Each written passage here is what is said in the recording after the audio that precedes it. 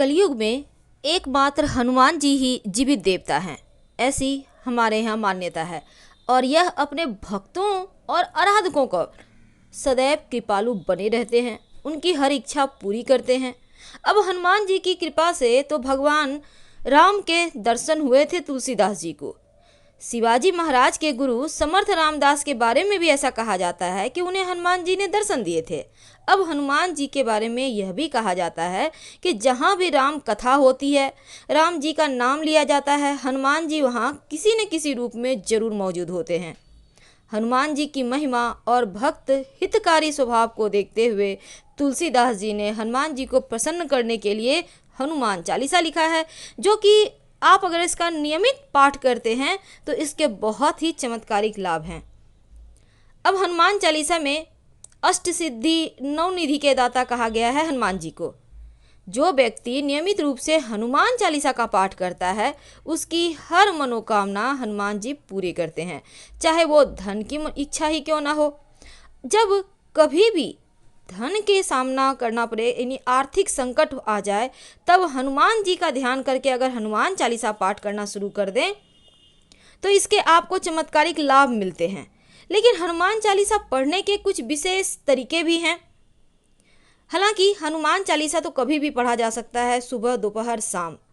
लेकिन अगर रात 11 से 1 के बीच हनुमान जी के सामने सरसों का तेल या फिर घी का दिया जो भी आपके पास है जलाकर 9 बार आप हनुमान चालीसा पढ़ें लगातार कुछ दिनों तक, रोज रात में, तो आपके जीवन के बड़े से बड़े विपत्ति से आप बाहर आ सकते हैं। आर्थिक रूप से भी मजबूती आती है, जीवन के हर कष्ट मिट जाते हैं, चाहे वो आपके लिए मृत्यु तुल्य कष्ट ही क्यों ना हो। हनुमान चालीसा में एक दोहा है, भूत पिचास निकट नहीं आवे, महावीर जब नाम सुनावे। अब इसका मतलब क्या है? जो व्यक्ति नियमित रूप से हनुमान चालीसा पढ़ता है उसके आसपास जो निगेटिव एनर्जी है, भूत पिचास है, दूसरी नकारात्मक शक्तियां हैं, वो फटक भी नहीं सकती, आ भी नहीं सकती। मनोबल बढ़ता है हनुमान चालीसा का नियमित पाठ करने से, किसी भी तरह का भय नहीं रहता। इसीलिए शायद हनुमान चालीसा पढ़कर बच्चों के सर पर से हाथ फेरा जाता है ताकि नकारात्मक शक्तियां हट जाएं, अगर उनके ऊपर कुछ किसी ने किया है तो, या किसी की बुरी दृष्टि ही पड़ गई है। अगर किसी को कोई अनजाना डर भय सता रहा हो तो हर रात सोने से पहले हाथ पैर धोकर पवित्र मन से हनुमान चालीसा का पाठ शुरू करना देना चाहिए। लगातार कीजिए कुछ दिन, डर भय सब दूर कर देंगे हनुमान जी। कभी कभी मन बेचैन रहता है, नींद नहीं आती, गलत सपने आते हैं, डरावने सपने आते हैं, तब आप रोज सोने के पहले हनुमान चालीसा रोज पढ़िए। एक आदत बना लीजिए कि आप बिस्तर पे भी हैं लेकिन मन ही मन हनुमान जी को याद कर रहे हैं, क्योंकि नींद नहीं आना एक मानसिक अशांति का ही कारण होता है। और मन में जब बहुत सारे सवालात चलते हैं, ऊर्ध्व गुण से मुक्ति दिलाने के लिए हनुमान जी बहुत कारगर उपाय है हनुमान चालीसा, क्योंकि हनुमान जी तुरंत अपने भक्तों के हर कष्ट को दूर करते हैं, जीवन में उन्नति का मौका मिलता है। हनुमान जी परम पराक्रमी महावीर हैं। रामचरितमानस से लेकर हनुमान चालीसा तक में इसका वर्णन है। इसके ध्यान से पुरुष बलवान होता है, वीर्यवान होता है।